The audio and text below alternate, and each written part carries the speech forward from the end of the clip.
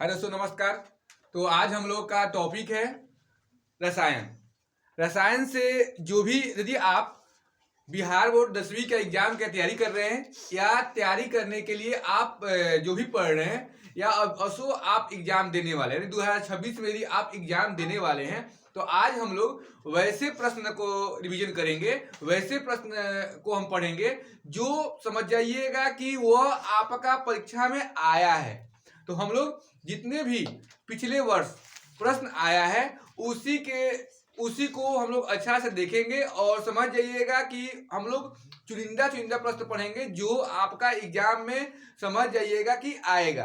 तो आप आज वीडियो के अंत तक बने रहिएगा तो आप लोग को कभी भी परेशानी होगा ही नहीं कि एग्जाम में क्या आएगा क्या नहीं आएगा। तो बिना देर किए हम लोग सीधे आते हैं टॉपिक पर। देखिए, आप याद रखिएगा कि एक मैग्नीशियम होता है जिसका संकेत होता है Mg। क्या होता है? Mg। जब मैग्नीशियम ऑक्सीजन से संयोग करता है, क्या करता है?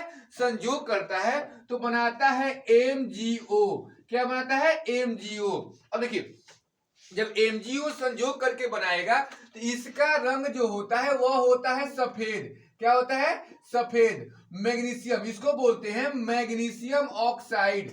Magnesium oxide, magnesium oxide, oxide. और मैग्नीशियम ऑक्साइड जो होता है यह मैग्नीशियम के रिबन, जो मैग्नीशियम के रिबन, ध्यान दीजिएगा, जब आप दीपावली में छुरछुरिया बम छोड़ रहे थे तो छुरछुरिया बम जैसा ही ये आपका मैग्नीशियम का रिबन होता है और जब इसको हम जलाते हैं तो फट फट की आवाज लेकर ये क्या करता है? जलता है। परंतु जब इसके ऊपर जब मैग्नीशियम ऑक्साइड का परत जम जाता है, यानी सफेद परत, जैसे ध्यान रख दिए होंगे कि जो कार्बन पकड़ता है, जो बिजली के तार में जो कार्बन पकड़ता है, वैसे ही आपका मैग्नीशियम के रिबन के ऊपर मैग्नीशियम ऑक्साइड का एक परत जम जाता है।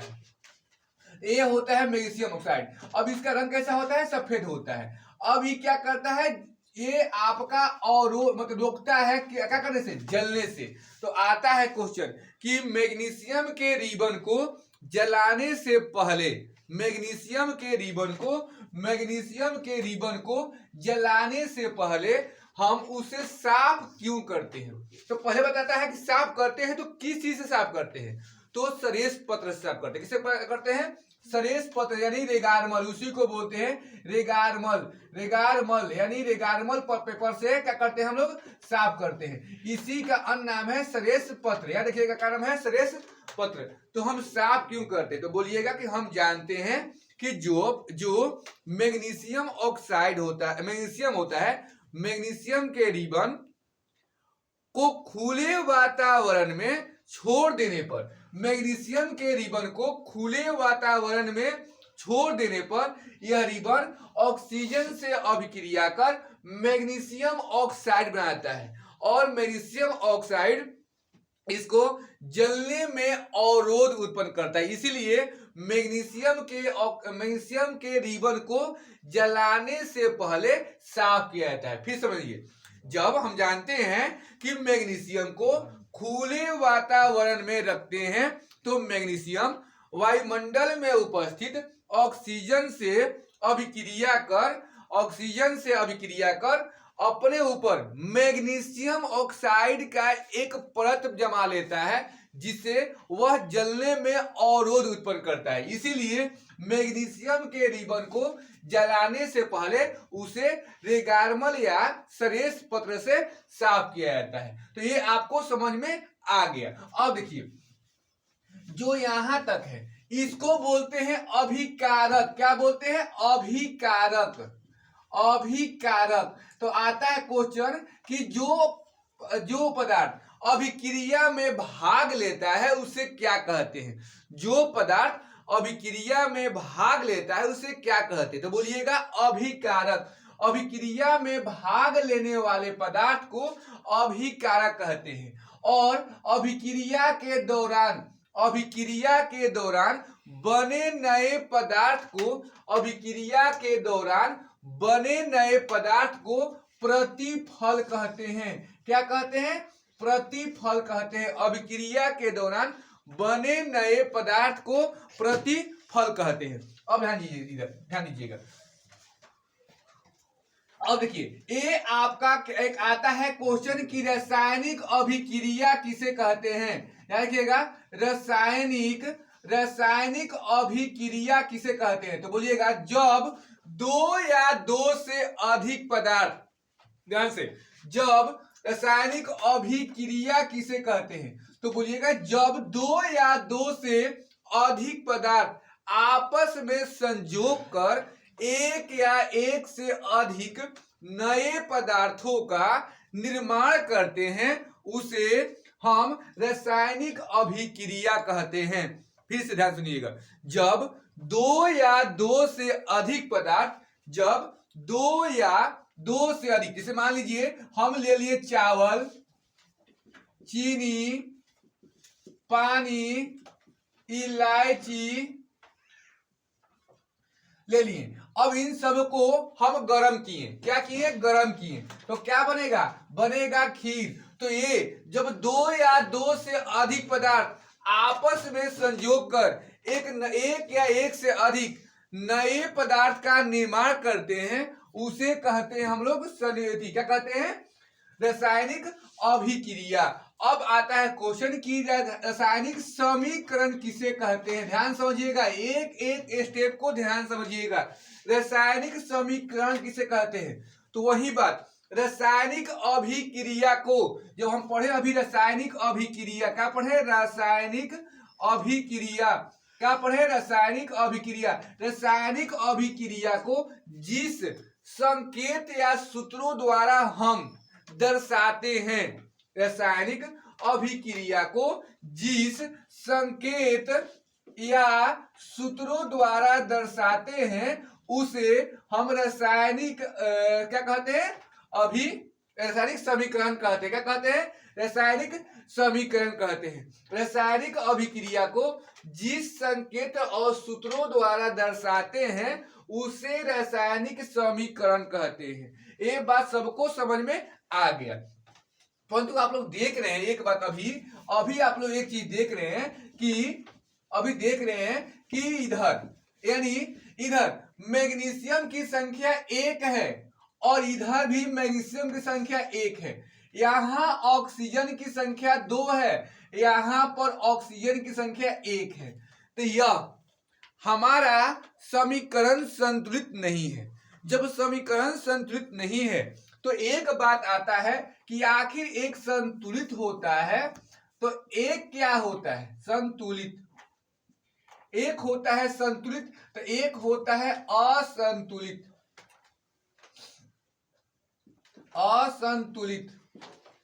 तो आया क्वेश्चन की संतुलित रासायनिक समीकरण किसे कहते हैं, संतुलित रासायनिक समीकरण किसे कहते हैं। तो बोलिएगा वैसी रासायनिक समीकरण, वैसी रासायनिक समीकरण जिसमें इधर क्या बोलते हैं, अभिकारक, क्या बोलते हैं, अभिकारक, और इधर क्या बोलते हैं, प्रतिफल, जिसमें अभिकारक और प्रतिफलों में अणु और परमाणु की संख्या बराबर हो तो उसे संतुलित रासायनिक समीकरण कहते हैं। ध्यान दीजिएगा, संतुलित रासायनिक समीकरण किसे कहते हैं, वैसी रासायनिक समीकरण जिसमें अभिकारक और प्रतिफल में अणु और परमाणु की संख्या बराबर हो तो उसे संतुलित रासायनिक समीकरण कहते हैं। तो बात आया कि आखिर असंतुलित रासायनिक समीकरण किसे कहते हैं। देखिए जैसे अभी देखिए बराबर नहीं है, इधर एगो है, इधर एगो है, यहाँ दो गो है और यहाँ कब है, एगो है, यानी यह बराबर नहीं है, ये संतुलित नहीं हुआ। अब बताया कि आखिर तब तो ये क्या है, जब बराबर नहीं तो क्या बन गया, तो असंतुलित रासायनिक समीकरण। तो क्वेश्चन पूछेगा असंतुलित रासायनिक समीकरण किसे कहते हैं, तो आप बोलिएगा वैसी रासायनिक समीकरण, वैसी रासायनिक समीकरण जिसमें अभिकारक और प्रतिफलों में, अभिकारक और प्रतिफलों में अणु और परमाणु की संख्या बराबर न हो तो वैसी समीकरण को असंतुलित रासायनिक समीकरण कहते हैं। तो एक बात आ रहा होगा आपके दिमाग में कि आखिर हम समीकरण को संतुलित क्यों करते हैं। देखिए हम समीकरण को संतुलित कर रहे हैं, Mg यहां पर है और O2 है, क्या बना MgO, हम यहां दू कर दिए और यहां दू कर दिए, यहां मैग्नीशियम दू हो गया, यहां भी दू हो गया, यहां ऑक्सीजन दू हुआ और दू एकम दू यहां भी हो गया, यानी दोनों तरफ हमारे अभिकारक और प्रतिफल में अणु और परमाणुओं की संख्या बराबर हो गई। तो अब बताता होगा कि आखिर हम समीकरण को संतुलित क्यों करते हैं। तो एक हमारे रसायन शास्त्र हुए, या लिखिएगा एक हमारे रसायन शास्त्र में जिनका नाम था आरहेनियस, आरहेनियस, और आरहेनियस ने एक सिद्धांत बोले, एक सिद्धांत दिए, यानी आरहेनियस के सिद्धांत के अनुसार आरहेनियस ने एक आपका टिप्पणी किए, एक बात बोले कि देखिए किसी भी रासायनिक अभिक्रिया के दौरान न ही अणु और परमाणु की नाश होती है और न ही निर्माण, यानी जितना हम द्रव्यमान डालेंगे उतना द्रव्यमान हमको मिलेगा। ध्यान रखिएगा, यदि हम शादी में किसी के यहाँ जाते हैं, जब जाएंगे शादी में जितना से हम न्योता पुराएंगे, जब वहां हमारे यहाँ भी शादी लगेगा तो वो भी आदमी उतना से ही न्योता पुराता है। यही बात दिमाग में रख लीजिएगा, यही बात आरहेनियस कहें कि जितना हम द्रव्यमान को खर्च करेंगे तो जब पदार्थ बन के निर्माण होगा तो उतना ही द्रव्यमान उस वस्तु का भी होगा। अर्थात किसी भी रासायनिक अभिक्रिया के दौरान न ही अणु या परमाणु की नाश होती है और न ही निर्माण होती है। इसी बात को आरहेनियस बोले और ये बात द्रव्यमान को फॉलो कर रही थी, इसलिए इनके सिद्धांत को द्रव्यमान संरक्षण सिद्धांत कहते हैं, संरक्षण सिद्धांत कहते हैं। तो आरहेनियस के सिद्धांत को द्रव्यमान संरक्षण सिद्धांत कहते हैं, याद रखिएगा। और द्रव्यमान संरक्षण सिद्धांत क्या कहता है कि किसी भी रासायनिक अभिक्रिया के दौरान न ही अणु या परमाणु की नाश होती है और न ही निर्माण होती है, इसीलिए हम किसी भी समीकरण को क्या करते हैं, संतुलित करते हैं। अब आप लोग को अच्छा समझ आ गया होगा कि हम संतुलित क्यों करते हैं, संतुलित रासायनिक समीकरण क्या है। अब आता है संयोजन अभिक्रिया, संयोजन अभिक्रिया, क्या लिखिएगा, संयोजन अभिक्रिया। अब ये आप लोग देख रहे हैं कि यहाँ पर मैग्नीशियम और ऑक्सीजन संजोग कर, मैग्नीशियम और ऑक्सीजन संजोग कर बनाया है यहाँ पर MgO, क्या बनाया है, MgO। इसी को बोलते हैं संयोजन अभिक्रिया। क्या पढ़ हम लोग, संयोजन अभिक्रिया, संयोजन अभिक्रिया। आता है क्वेश्चन कि संयोजन अभिक्रिया से आप क्या समझते हैं, तो बोलिएगा जब दो या दो से अधिक पदार्थ आपस में संयोग कर एक पदार्थ या एक से अधिक पदार्थ का निर्माण करते हैं उसे संयोजन अभिक्रिया कहते हैं।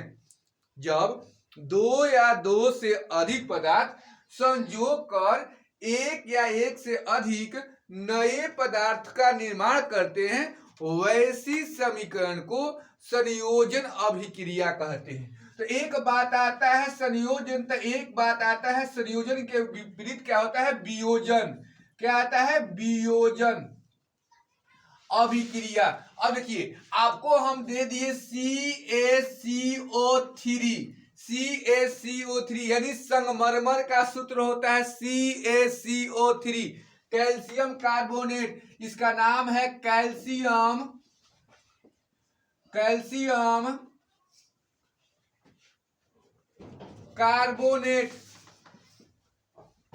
कार्बोनेट। अब आप बोले होंगे कि नेट कहां से, कार्बोनेट कहां से आ गया, देखिएगा एक के लिए मोनो होता है, एक के लिए मोनो, दो के लिए डाई, 3 के लिए ट्राई, ट्राई, 4 के लिए चरेटा, 5 के लिए पेंटा, 6 के लिए हेक्सा, 7 के लिए सेप्टा, 8 के लिए ओक्टा। याद रखिएगा यहाँ पर 3 था, 3 के लिए क्या हो जाएगा ट्राई, टो आ रहा है तो यहाँ पर क्या है ट है। तो ये है कैल्शियम कार्बोनेट, जिसको हम लोग बोलते हैं संगमरमर, संगमरमर।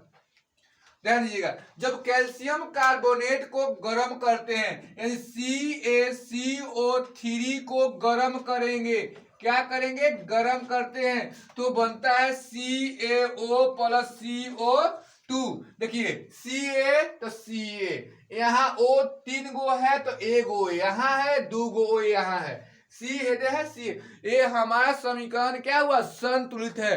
तो ये बात आया कि वियोजन अभिक्रिया किसे कहते हैं, तो बोलिएगा जब एक पदार्थ टूटकर 2 या 2 से अधिक पदार्थों का निर्माण करता है, जब एक पदार्थ टूटकर 2 या 2 से अधिक पदार्थों का निर्माण करता है उसे वियोजन अभिक्रिया कहते हैं। जब एक पदार्थ टूटकर 2 या 2 से अधिक नए पदार्थों का निर्माण करता है उसे वियोजन अभिक्रिया कहते हैं। अब एक बात आता है कि ध्यान दीजिएगा, इसी में क्या होता है, इसी में क्या होता है, इसी में क्या होता है कि कोई अभिक्रिया प्रकाश के उपस्थिति में होता है, कोई अभिक्रिया प्रकाश के उपस्थिति में होता है। अब ध्यान रखिएगा, अब क्या होता है, कोई अभिक्रिया प्रकाश के उपस्थिति में होता है तो आता है क्वेश्चन कि प्रकाश रासायनिक अभिक्रिया क्या है, प्रकाश रासायनिक अभिक्रिया क्या है, तो बोलिएगा सूर्य के प्रकाश की उपस्थिति में, सूर्य के प्रकाश की उपस्थिति में संपन्न होने वाली अभिक्रिया को प्रकाश रासायनिक अभिक्रिया कहते हैं। क्वेश्चन रहेगा कि प्रकाश रासायनिक अभिक्रिया किसे कहते हैं, तो याद रखिएगा सूर्य के प्रकाश की उपस्थिति में संपन्न होने वाली अभिक्रिया को प्रकाश रासायनिक अभिक्रिया कहते हैं। तो उसके बाद आता है एक अवक्षेपण अभिक्रिया किसे कहते हैं, अवक्षेपण अभिक्रिया किसे कहते हैं, तो याद रखिएगा अवक्षेपण मतलब आ रहा है अवक्षेप, यानी वैसी रासायनिक अभिक्रिया, वैसी रासायनिक अभिक्रिया जिसके दौरान अवक्षेप का निर्माण होता हो, अवक्षेप का निर्माण होता है, क्या निर्माण होता है अवक्षेप, अवक्षेप का निर्माण होता हो वैसी रासायनिक अभिक्रिया को अवक्षेपण अभिक्रिया कहते हैं। क्या कहते हैं, अवक्षेपण अभिक्रिया कहते हैं। एक आता है क्वेश्चन उष्मा, उष्मा शोषी, उष्मा शोषी, तो एक आता है आपका उष्मा क्षेपी, एक आता है उष्मा क्षेपी, एक आता है उष्मा शोषी। जब शोषी कर रहे हो तो आपके दिमाग में आ रहा है कोई शोषण कर रहा है यानी ग्रहण कर रहा है, यानी उसका ह्रास हो रहा है। तो वैसी रासायनिक अभिक्रिया जिसमें वैसी रासायनिक अभिक्रिया जिसमें उष्मा का यानी ऊर्जा का, उष्मा कहने का मतलब ऊर्जा, ऊर्जा का ह्रास होता हो, क्या होता है ह्रास होता हो, वैसी रासायनिक अभिक्रिया को उष्मा क्षेपी रासायनिक अभिक्रिया, उष्मा शोषी रासायनिक अभिक्रिया कहते हैं, उष्मा शोषी रासायनिक अभिक्रिया कहते हैं। वैसी रासायनिक अभिक्रिया जिसके दौरान उष्मा का, ऊर्जा का, उष्मा मतलब ऊर्जा, ऊर्जा का ह्रास होता हो वैसी रासायनिक अभिक्रिया को उष्मा शोषी रासायनिक अभिक्रिया कहते हैं। अब बात आया कि आखिर उष्मा क्षेपी रासायनिक अभिक्रिया क्या है, तो बोलिएगा वैसी रासायनिक अभिक्रिया जिसके दौरान ऊर्जा यानी उष्मा का निर्माण होता हो, उष्मा का निर्माण, उष्मा मतलब ऊर्जा, ऊर्जा का निर्माण होता हो वैसी रासायनिक अभिक्रिया को उष्मा क्षेपी रासायनिक अभिक्रिया कहते हैं। अब क्वेश्चन आता है 1 नंबरिया में कि भोजन का पाचन कौन सी अभिक्रिया है। भोजन का पाचन कौन सी अभिक्रिया है। दिमाग लगाइए कि जब भोजन पचता है तो क्या मिलता है, हमें ऊर्जा मिलता है। ऊर्जा का निर्माण हुआ, ऊर्जा का ह्रास नहीं हुआ, ऊर्जा का निर्माण हुआ। यानी ऊर्जा का जब निर्माण हुआ तो उसे क्या कहते हैं हम लोग, ऊष्माक्षेपी। तो भोजन का पाचन आपका ऊष्माक्षेपी अभिक्रिया हो जाएगा। श्वसन कौन सी अभिक्रिया है, तो बोलिएगा सांस लेने से हमारे शरीर में एनर्जी आती है, तो क्या हो जाएगा, ऊष्माक्षेपी रासायनिक अभिक्रिया। तो अब यहां तक आप लोग को अच्छा से समझ में आ गया होगा। अब इसके हम लोग आगे देख रहे हैं। हाँ, तो याद रखिएगा, अब आता है क्वेश्चन कि अभिक्रिया में यानी रासायनिक अभिक्रिया में एस का मतलब क्या है, जी का मतलब क्या है, ए क्यू का मतलब क्या है। याद रखिएगा, एस मतलब सॉलिड यानी ठोस, क्या होता है, ठोस। जी मतलब गैस, क्या होता है, गैस। एक्यू मतलब होता है एक्वारेजिया, एक्वारेजिया यानी आपका द्रव, क्या होता है, द्रव। अभिक्रिया में एस का मतलब ठोस, जी का मतलब गैस और एक्यू का मतलब क्या होता है, द्रव। एक बात आता है क्वेश्चन, अब ध्यान रखिए क्या है क्वेश्चन कि संक्षारण क्या है। संक्षारण क्या है, तो बोलिएगा कि हम जानते हैं कि धातुओं से बने पदार्थ को जब हम खुले वातावरण में रख देते हैं तो वह पदार्थ यह धातुओं से बने, जब धातुओं से बने पदार्थ को खुले वातावरण में रखते हैं तो वह पदार्थ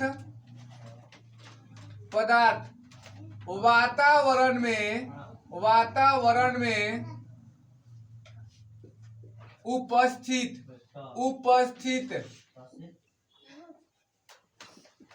ऑक्सीजन से अभिक्रिया कर, वातावरण में उपस्थित ऑक्सीजन से अभिक्रिया कर अपने ऊपर एक विशेष प्रकार के परत जमा लेता है, जिसे क्या कहते हैं, संक्षारण कहते हैं। क्या कहते हैं, संक्षारण कहते हैं। जैसे याद रखिएगा, लोहा पर लगने वाला जंग का रंग आता है कुछ एक नंबरिया में, लोहा पर लगने वाला जंग का रंग कैसा होता है, तो याद रखिएगा लाल भूरा। चांदी पर लगने वाला जंग का रंग कैसा होता है, याद रखिएगा काला, क्या होता है, काला।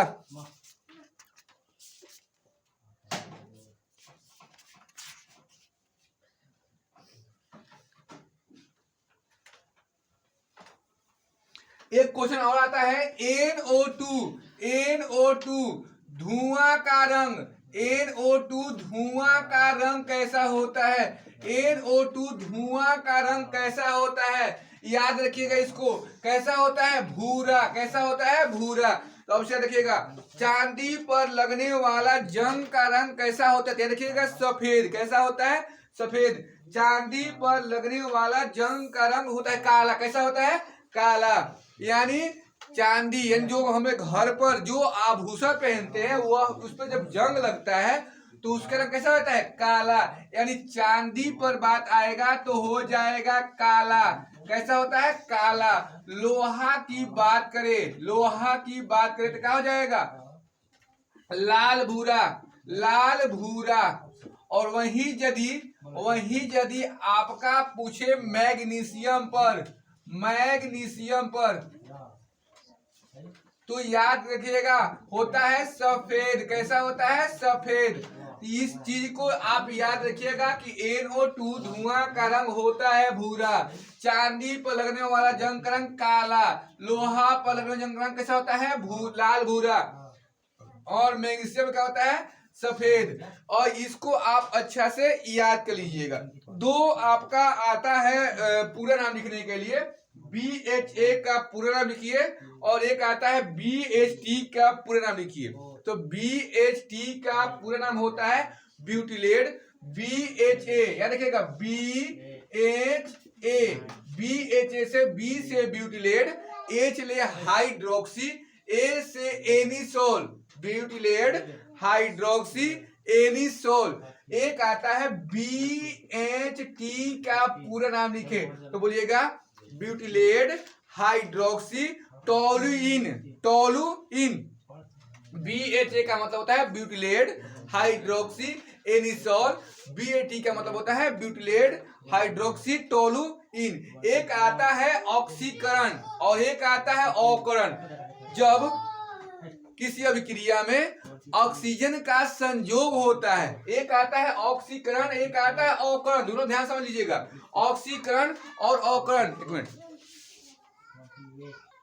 तो एक आता है आपका ऑक्सीकरण, क्या आता है ऑक्सीकरण, ऑक्सीकरण, ऑक्सीकरण ध्यान रखिएगा, जिसमें ऑक्सीजन का संयोग हो, क्या होता है संयोग होता है, और हाइड्रोजन का वियोग होता हो, उसे हम ऑक्सीकरण कहते हैं। जिसमें वैसा रासायनिक अभिक्रिया जिसमें ऑक्सीजन का संयोग होता है और हाइड्रोजन का वियोग होता है, उसे ऑक्सीकरण कहते हैं। और एक आता है आपका अवकरण, क्या आता है अवकरण, वैसी रासायनिक अभिक्रिया जिसमें ऑक्सीजन का वियोग हो और हाइड्रोजन का संयोग हो, तो वैसी रासायनिक अभिक्रिया को हम अवकरण अभिक्रिया कहते हैं। याद रखिएगा। और कुछ अभिक्रिया ऐसी होती है जिसमें दोनों एक क्रिया साथ साथ होता है, जिसे बोलते हैं रेडॉक्स अभिक्रिया। रेडॉक्स क्या बोलते हैं, रेडॉक्स अभिक्रिया। आता है क्वेश्चन कि रेडॉक्स अभिक्रिया किसे कहते हैं, तो बोलिएगा वैसी रासायनिक अभिक्रिया जिसमें ऑक्सीकरण और अवकरण, वैसी रासायनिक अभिक्रिया जिसमें ऑक्सीकरण और अवकरण दोनों क्रिया साथ साथ होती है, वैसी रासायनिक अभिक्रिया को रेडॉक्स अभिक्रिया कहते हैं। रेडॉक्स अभिक्रिया किसे कहते हैं, तो वैसी रासायनिक अभिक्रिया जिसमें ऑक्सीकरण और अवकरण दोनों क्रियाएं साथ साथ होती है, तो वैसी रासायनिक अभिक्रिया को रेडॉक्स अभिक्रिया कहते हैं। अब आप लोग का जो केमिस्ट्री का लेसन 1 से आने वाला जो भी प्रश्न है वो खत्म। अब इससे ज्यादा आपका प्रश्न नहीं पूछेगा, क्या 1 नंबरिया हो क्या 2 नंबरिया हो, आपका इससे ज्यादा प्रश्न उसमें नहीं पूछेगा। आप इसको यदि अच्छा से देख लीजिएगा तो आपको जीवन में कभी भी परेशानी भी नहीं होगा। तो मिलते हैं ऐसे ऐसे वीडियो के साथ अगले दिन इसी टाइम पर। आज के लिए बस इतना ही। जय हिंद।